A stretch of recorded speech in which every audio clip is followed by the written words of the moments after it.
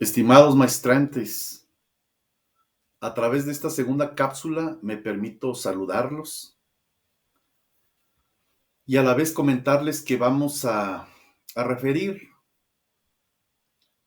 un extracto del tema del lenguaje jurídico. De acuerdo a esta figura jurídica, podemos hablar de manera general que al referirnos específicamente sobre el lenguaje jurídico, es hablar sobre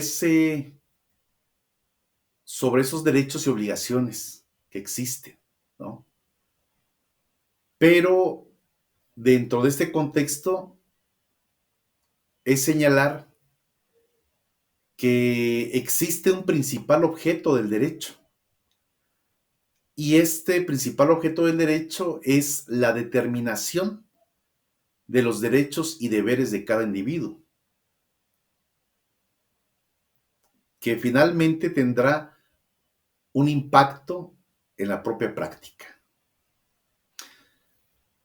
Al hacer énfasis sobre el lenguaje jurídico, pues obviamente estamos hablando de potestades jurídicas, de calidades jurídicas, de esa posibilidad que una persona puede tener o puede ocupar o puede desempeñar legalmente. Hablando del capacitado, de una persona que esté casada, de un representante, de un miembro de gobierno, de un funcionario en sí, podemos hablar de una infinidad de personas. Pero bien, cuando nosotros usamos de manera específica el lenguaje, pues nos movemos en una esfera, en una realidad que va a ser diferente a la del mundo sensible. ¿Por qué? Porque vamos a involucrar textos, temas, leyes, códigos, jurisprudencias, información que nos va a manejar bajo una estructura y que esta estructura nos desembocará al mundo del derecho.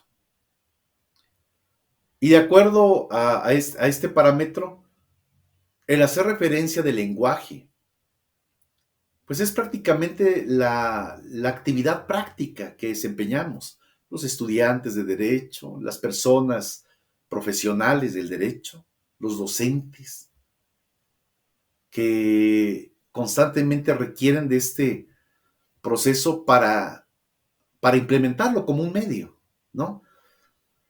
Un medio que será útil para cumplir un fin determinado, ¿sí?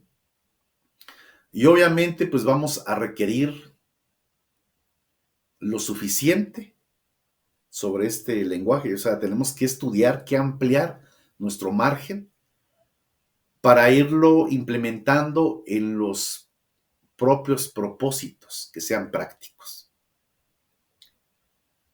Entonces, si nos enfocamos desde el punto de vista metafísico, desde el punto de vista eh, universal,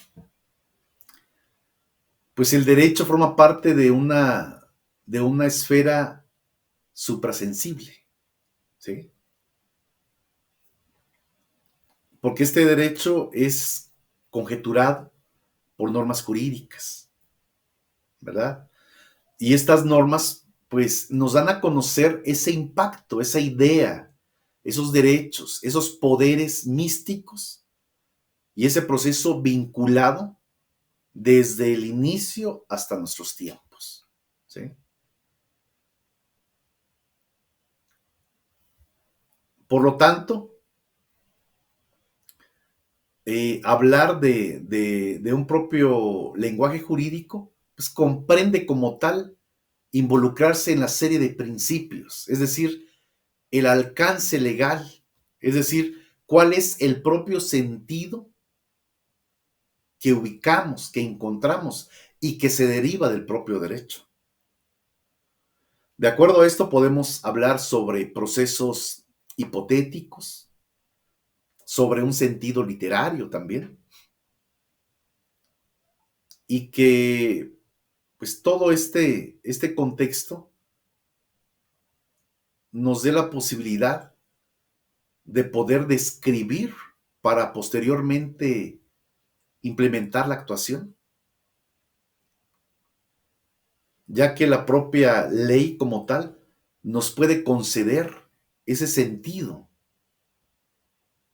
para fundar, para motivar cada uno de los casos análogos por los cuales se ve inmerso el abogado o en su defecto el estudiante de derecho. Y ya para finalizar este contexto, ¿dónde dejamos también el papel del propio legislador?